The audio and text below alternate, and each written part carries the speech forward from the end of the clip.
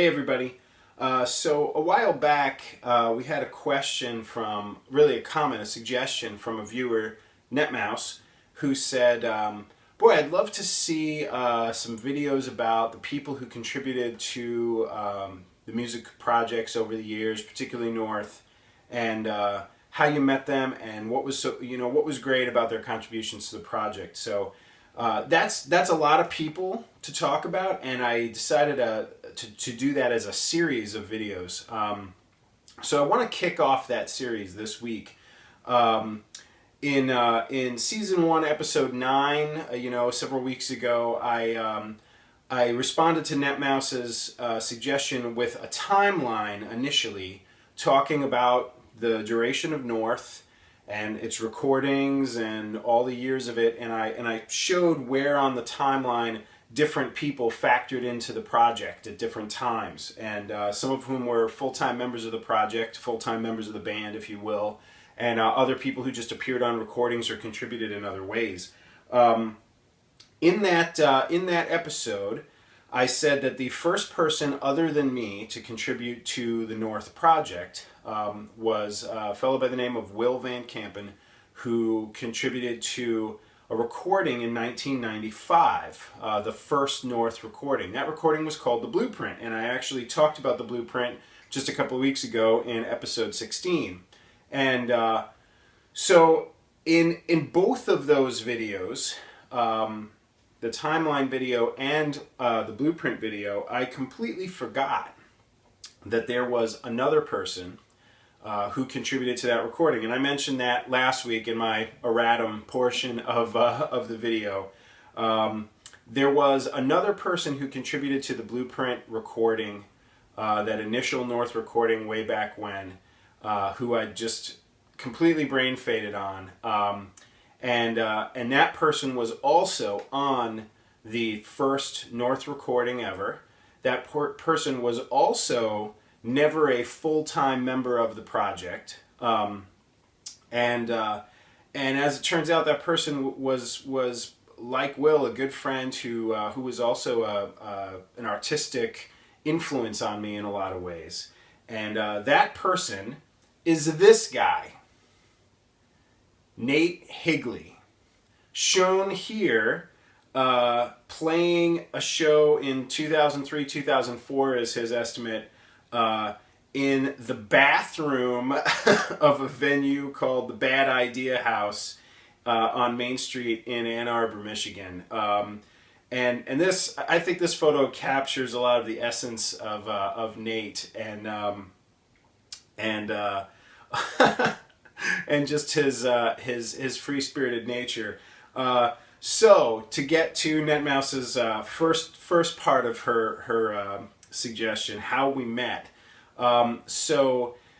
Nate Higley and I met in college, the mid years of my college years, and we both lived in the same dorm on campus, which was the dorm situated on the North Campus of my alma mater, where both the engineering school, where I did a lot of my classes, the music school, where I dabbled in some classes, and the art school, which was where Nate's major was, were all situated on that campus. So we kind of met through that community up there of geeks and artists and musicians living in that dorm.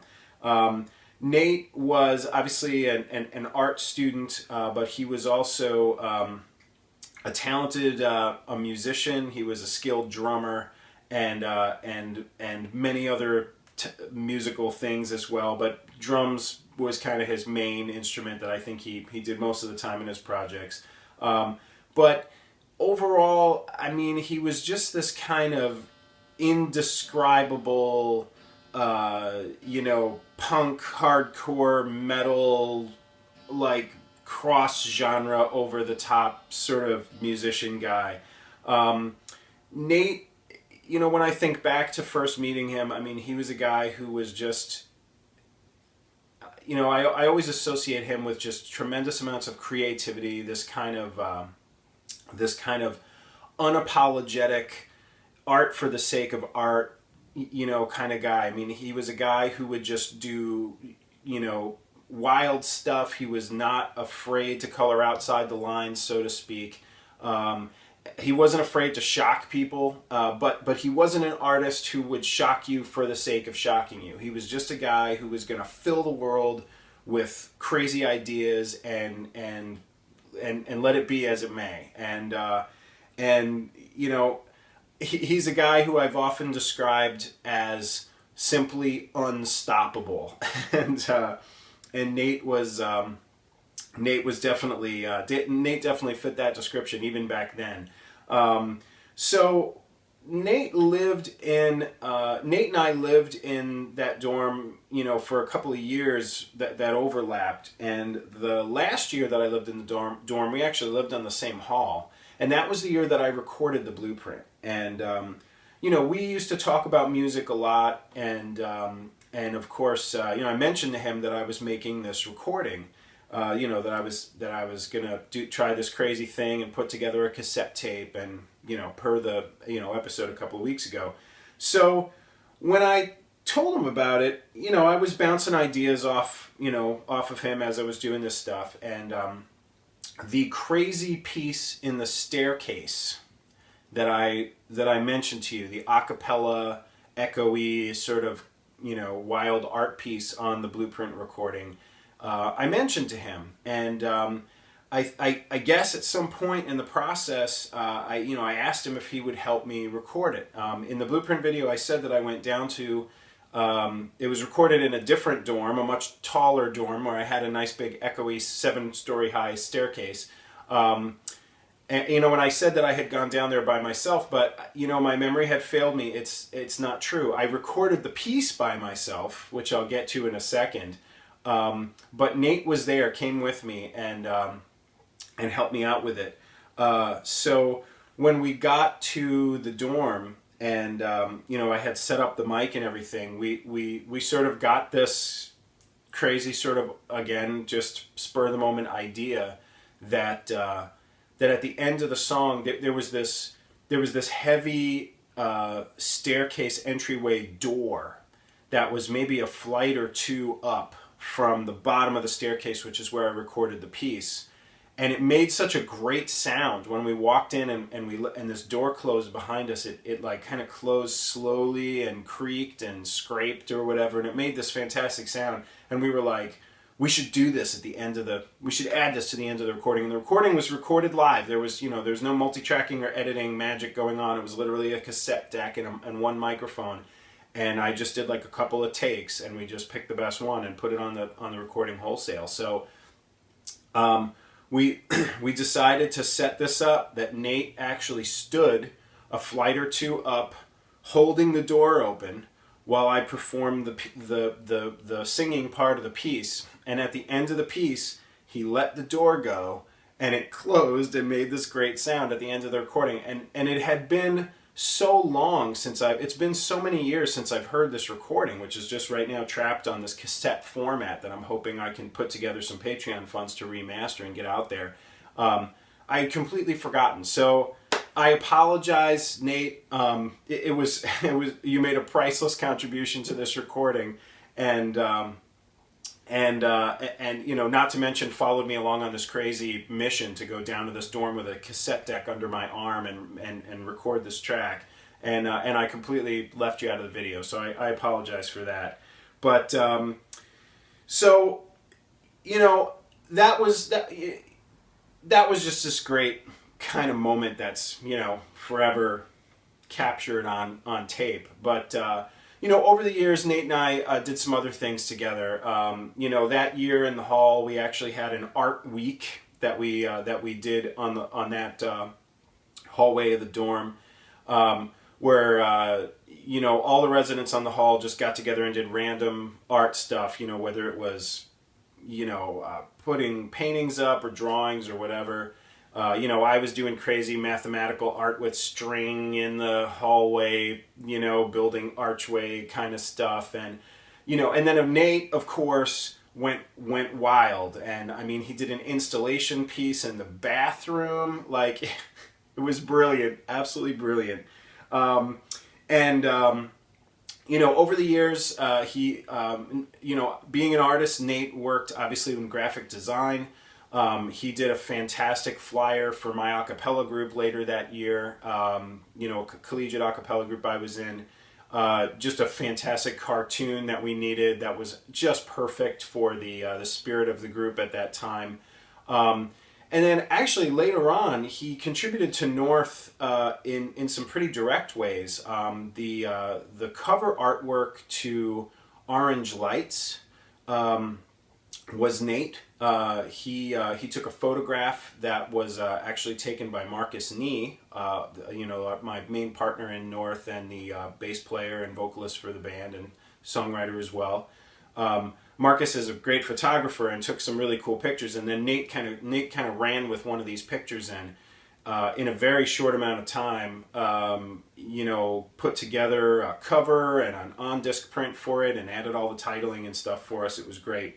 And then, of course, Nate's most recent contribution to my musical projects is the logo. Right, the Joseph Mancuso music logo is Nate's design as well. So we've done some fun stuff together. But Nate's artistic contributions to the world, especially the world of music, do not stop there in any way, shape, or form. I can't begin to list the bands and projects that Nate has contributed to over the years. Some of whom, he was a drummer for, some of whom he was the main creative force behind. Back in our college days and in the couple of years that followed, I remember seeing him in bands like Molotov, which was this super hardcore kind of I don't even know how to describe it, band. Nate's own project called Coke and Donuts, and he also contributed to an Ann Arbor mainstay project called the Buzz Rats, which is a fantastic, long-running, really creative kind of folk and organic kind of feel band. At least from back then. They may have changed over the years as well. In the years that followed, as we get into the 2000s, Nate has been a member of a bunch of projects, all of which have some very creative and fun names.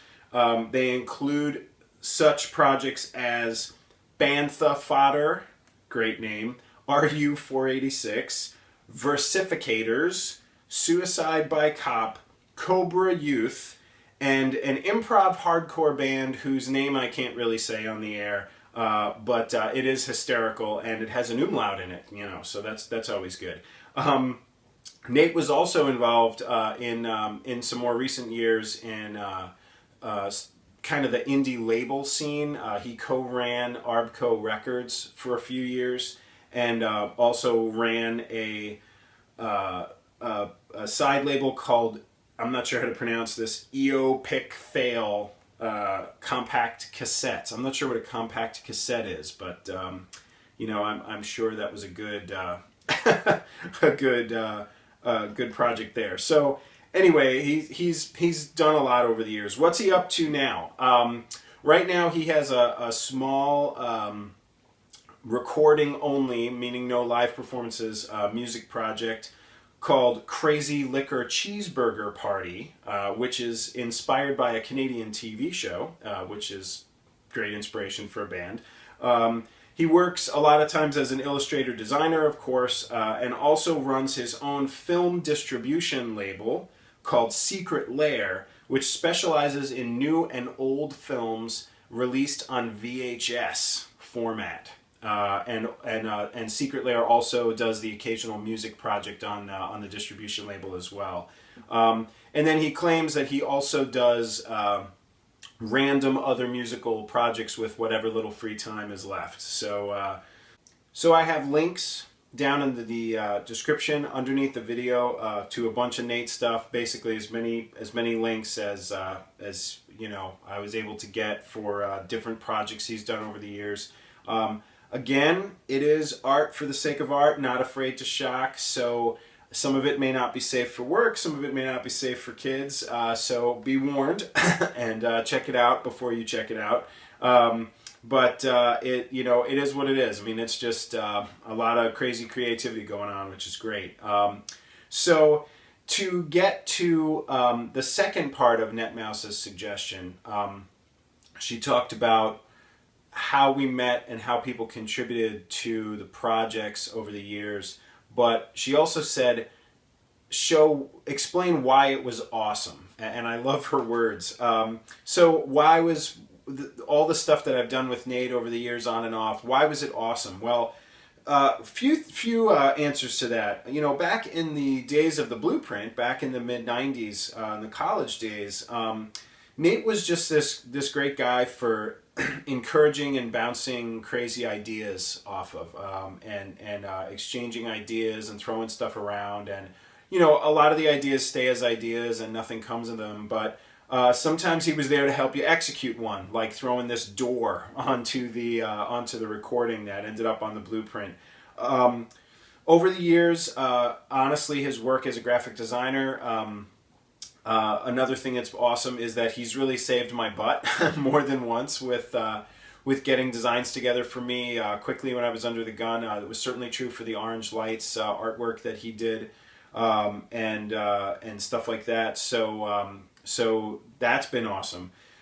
Most of all, though, I gotta say that sometimes as a musician, as a songwriter, you get influences from a lot of directions, and a lot of the influences that you get are from, mainstream music, pop music, rock music, the kind of stuff that a lot of people listen to, and, a lot of, you get a lot of influence whether you're, conscious of it or not. There's a lot of stuff being thrown into the mix that's based on idiomatic music, music that's kind of well understood and paths that are well treaded, so to speak. But Nate's one of a handful of artists that kind of like remind me that there's just a whole lot more out there. That a lot of creativity is just trying crazy stuff. It is that art for the sake of art, that unapologetic, hey, just do something to make the universe more interesting, right? It doesn't have to be necessarily beautiful. It doesn't necessarily have to appeal to a large audience. And, as a musician that, has over the years, done a lot of rock stuff and done some stuff that could be called pop-ish, and things like that. And as a musician who, has tried over the years to try to turn it into something sort of economically viable from how much I would love to do my art for a living way.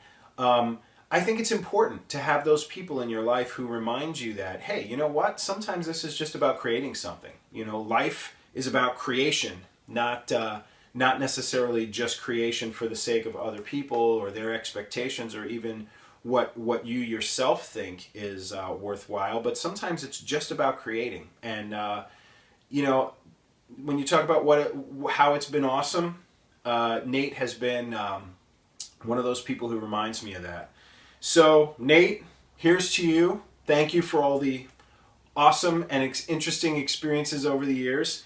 And thanks again to NetMouse for inspiring this series. I think Nate Higley was the perfect contributor to kick this series off, and over the many weeks and months and maybe years to come, I'm going to try to get to all the people on the list if I can. But this was a great first video, so thank you all the viewers out there for watching and checking this out, and we'll see you next week.